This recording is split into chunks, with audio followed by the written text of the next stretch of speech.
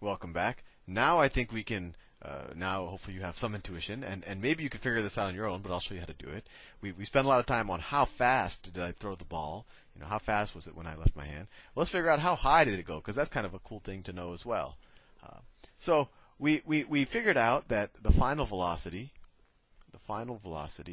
or actually the initial velocity, is just equal to minus the acceleration of gravity times time over 2, right? If we say that the acceleration of gravity is minus 10 meters per second squared, then this becomes 5t, right? So that's the initial velocity.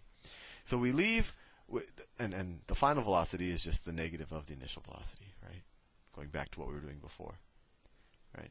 So the initial velocity, we want to figure out how high did we go.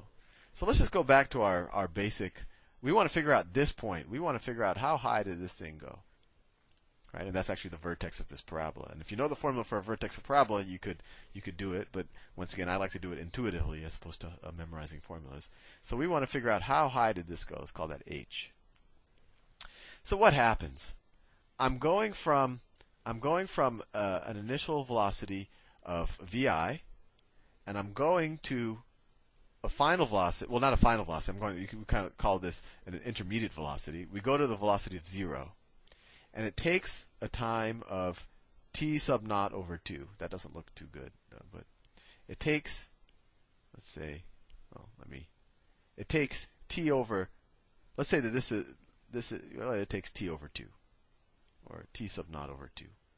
I know it gets confusing when it's t sub naught. T sub naught just says this is an actual constant t as opposed to just the variable t. That's all it is. I know it can get confusing sometimes. So the initial velocity is equal to minus g times, whatever we time, whatever your friend gets on the timer.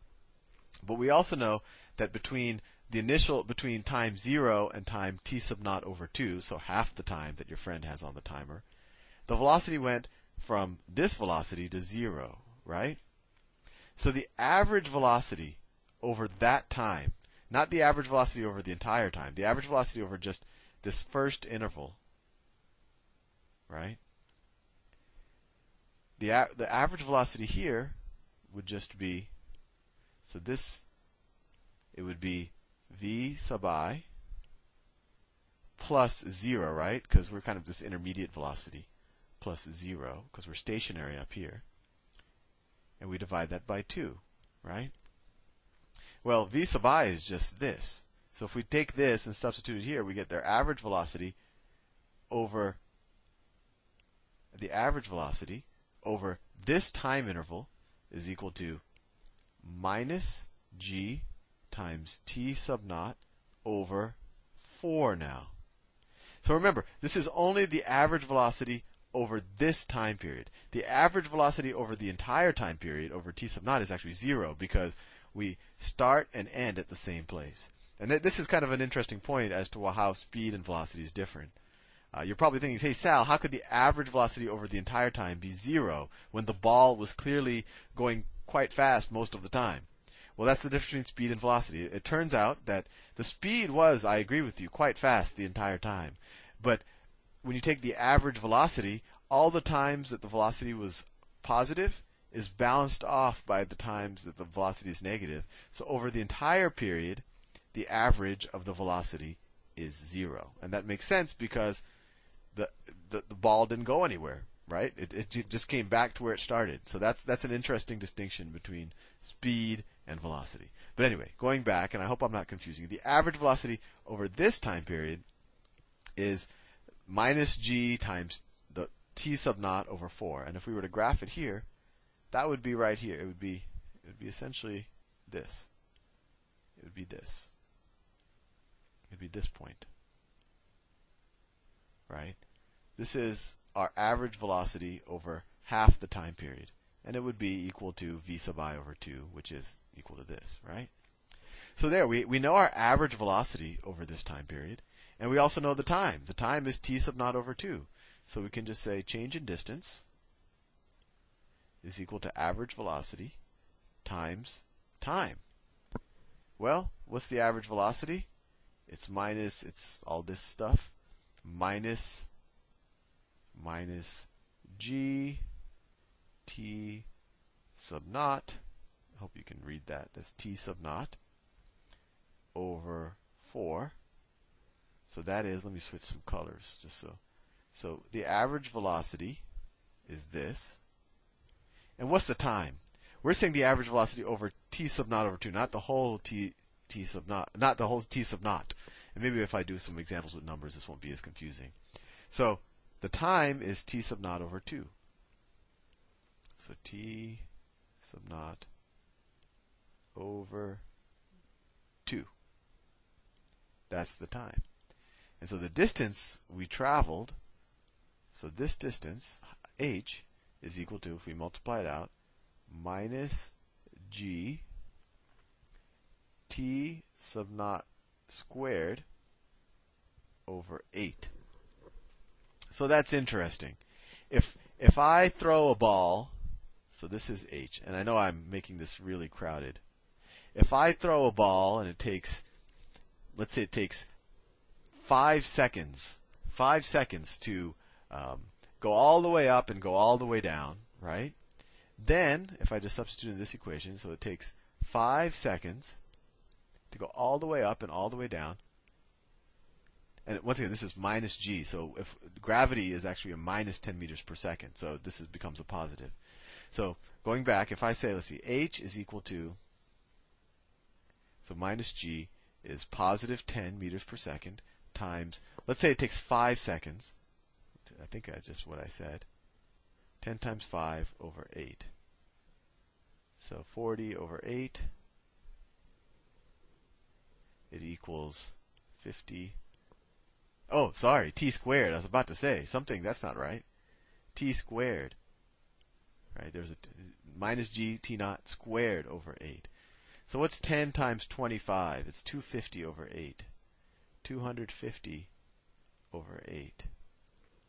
So that's 30 something meters. What is it? 240? It's like 31 meters. So if I can throw a ball and it stays in the air for a total of 5 seconds, I threw 31 meters in the air. That might not sound high, but that 31 meters is what, 90 feet? Or 93 feet, and that's equivalent to a 9-story building. So that actually is pretty high. If you can keep a ball in the air for 5 seconds, you're pretty strong. But I want to show you something else that's kind of interesting, at least interesting to me. Let me erase some of this, just because I think it's getting a little really crazy now. Let me erase this stuff.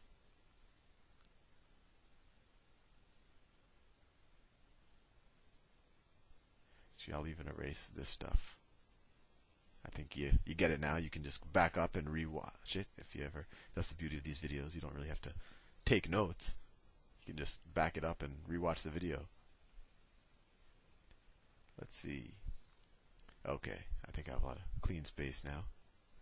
So let me switch to a nice color. Okay, and back to the pen tool. Okay, so we got this. We got that the height is equal to minus g t naught squared over 8, right?